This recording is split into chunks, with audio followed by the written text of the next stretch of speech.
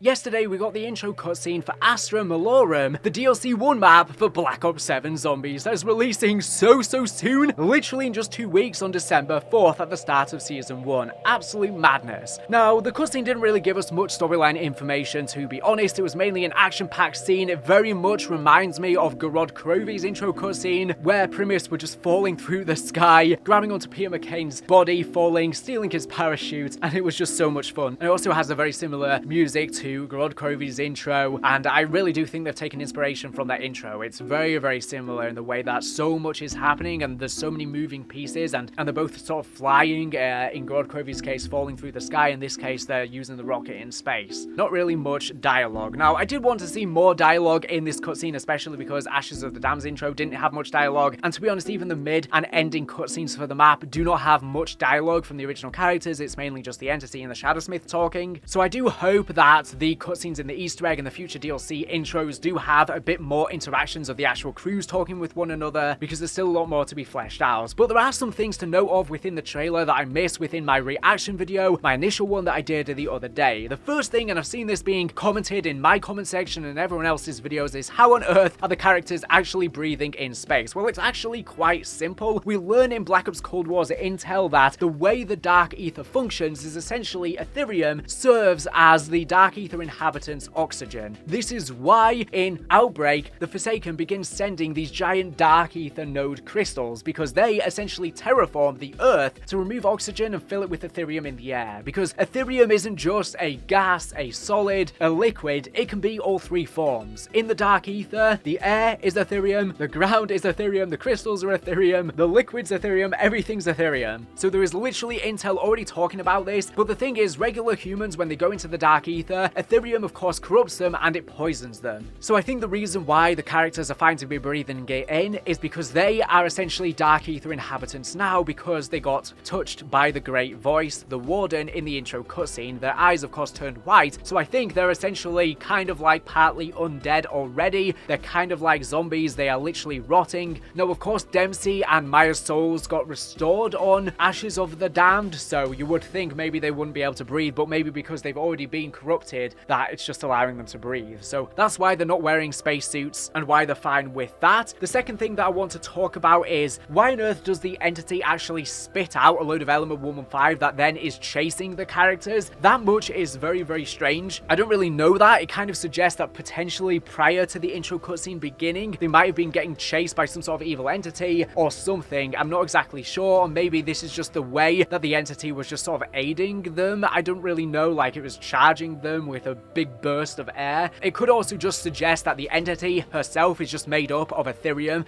/ Element 115, and so when she blows, it just causes these 115 crystals, these asteroids, to shoot out as well. So yes, Element 115 is back. These meteors in the cutscene are Element 115. Richtofen mentions on Ashes of the Damned that the generators are powered by Element 115.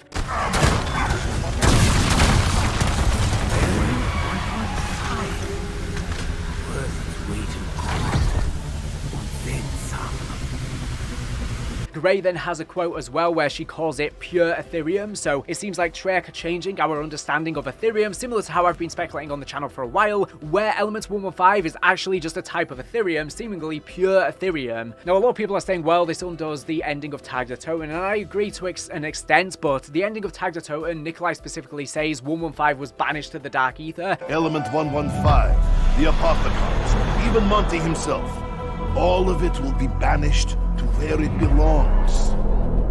The Dark Ether. So it was never fully destroyed, it just got sent into there, so we should be seeing it, but it's very strange that we've never come across Element 115 before, apart from it loosely showing up in Modern Warfare Zombies, which is post Black Ops 7 anyway, so that could be because of events that happen in this game. And it is very strange that we've not been seeing Ethereum in the old Ether story. Well, it turns out Element 115 all along was Ethereum, but why were we only seeing Element 115 and not these other forms of Ethereum that we've been seeing? I know we've seen many different colors of Element 115 and of Ethereum, so I don't really know what that's all all about. Even the 115 that showed up in Modern Warfare Zombies was orange, but now we're seeing it as blue. Of course, it was always orange initially before it changed to blue, then when Jason Blundell took over, but we've seen it in other isolated instances as other colors, such as green, purple on Zetsubo no Shima, and of course with Ethereum and with 115, we've always seen it as a liquid state as well, such as liquid Divinium or liquid Ethereum in the Dark Ether story. But yeah, basically Treyarch are changing it, so it's always just basically a form of the same thing. So I assume Prima Materia is also just a primordial form of Ethereum. It's all Ethereum, basically. Now, this is of course very reminiscent of the Revelations intro cutscene where the Apothecans send 115 through the portals to restart the cycle and contaminate the world. So this definitely makes the entity seem extremely sus and a potential villain in the future if she, like the Apothecans, might be able to spew the 115 from her mouth. And the Apothecan's son was in the Dark Ether. Does it still remain? Is she now doing what the Apothecans did before, restarting the cycle essentially? But we now see in this that the Ravagers seem to be harvesting and feeding on all of the 115. Now, I don't know where the regular zombies are. Is it just because the Ravagers can jump, so they sort of jump along the different asteroids? Why are they just harvesting and feeding on the 115? Where are the regular zombies? The Ravagers are probably going to be the special enemy on the map though, because they are shown so much in the intro. It would be a surprise if they are not, so I know that's going to annoy some people that we might not be getting a new special enemy, but the fact they're called Ravagers makes sense why they're the ones ravaging literally on the 115. Now, there is a really funny moment in the trailer where Richtofen is just smiling away. The rest of them just look crazed and shocked, and clearly Richtofen is having so much fun. Richtofen loves the action, he loves all of this, he loves the experience, so in a way that could be good for us because we kind of need someone to be having a good time, to just be doing crazy things that the other characters may not have the goal to do because he's just so sadistic. This what would be torture to other people, and too much of an adrenaline rush gives him so much excitement, so that tells us a lot about his personality. There is a funny moment as well where Takeo hops off the truck to ride an asteroid to shoot the Ravagers and then goes back on. Now, as the intro starts off, it says sometime later in space, so it's been quite some time I think between the Ashes of the Damned ending and the intro cutscene for this map. Of course, at the ending of Ashes of the Damned, the characters get sent to the house where the entity says they've created a pocket for them to hide in the safe house. Now, I don't know why there's a little excerpt from Agatha still remaining in the Dark Ether. Potentially Agatha itself just got banished to the Dark Ether and there's this floating rock that's still remaining. The entity herself is holding it up with her hand, but we get shot out of her mouth, so I don't know what that means. Does that mean the pocket dimension of the house is literally inside of the entity herself, or is this after we've exited the house? I'm surprised we've not seen the house yet because I really did think we would see it within one of the cutscenes. I'm sure we will, hopefully sooner rather than later, but I am really wondering what the entity actually is because she's much bigger now than we've seen her before, and she's basically like a universe. She's literally the universe herself, and I think we're going to find out later on that she is probably a Shadowsmith as well. The Shadowsmiths are described as, you know, a weaver of the fabric of the universe, and I think she is basically going to be that as well, where she is literally made up of Ethereum, 115 / Prima Materia. I think it's all basically the same sort of bullshit, and she is literally a part of the Dark Ether and the universe itself, which is why she blends so much into the environment and the space. Now, we do see that Tessie gets destroyed, of course, when it flings into the sky, and then its wheels get destroyed, and then Richtofen actually makes a joke that's really funny, saying, "Don't forget where we parked." Remember where we parked.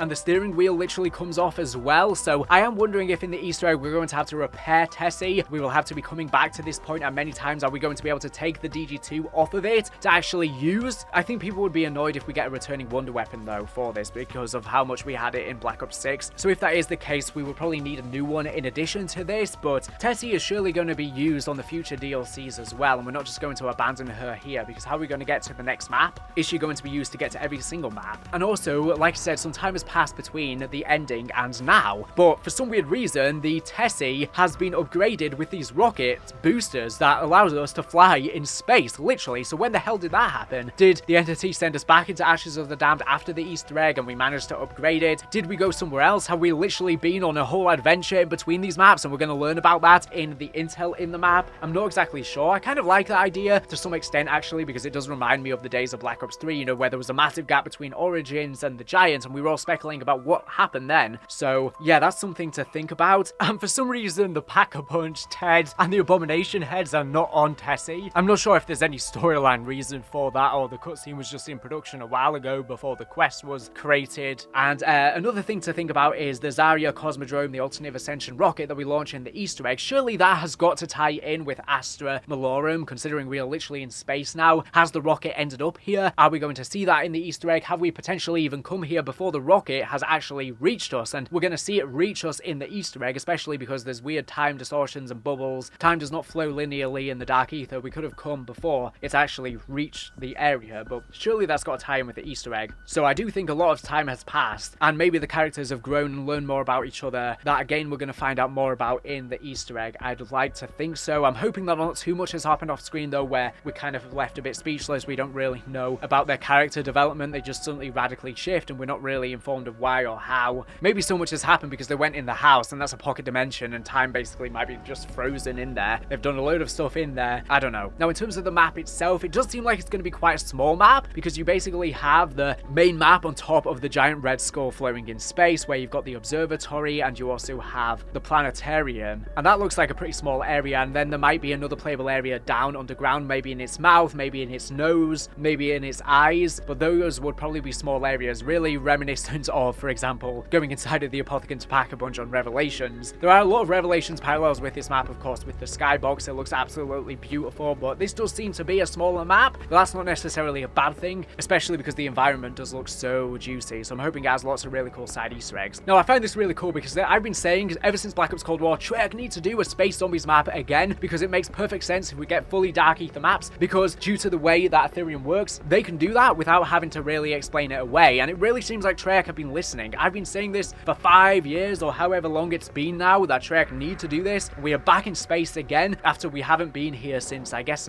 Moon. Anyways, let me know in the comments if there's anything I've missed from this cutscene that I haven't mentioned here. Anyways, that's pretty much all I wanted to say. These are the things that I missed from the last video, so I'll see you with plenty more content to come. Thank you for watching, and bye.